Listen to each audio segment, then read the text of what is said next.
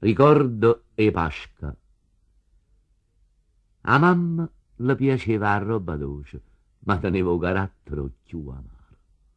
E mi metteva in croce quando ci va la sera per fare amore con la figlia.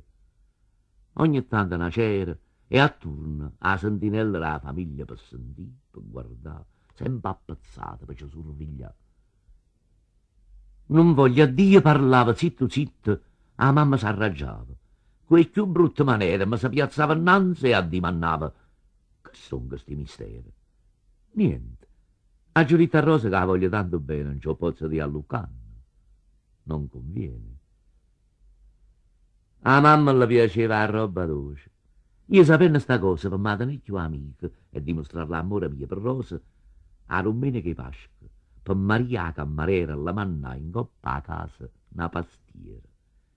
Chi sto occhio mio ridevano per la gioia e pensava felice: Rosa sa quanta vase che mi vota stasera che la bocchella addorosa, l'acqua e i 1000 fiori della pastiera.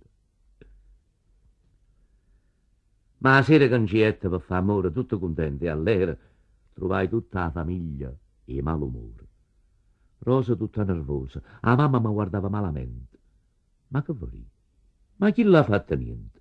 E quando addimandai: mamma, che è stato? E se mi rispondette: e che bello regalo che mi ha dato!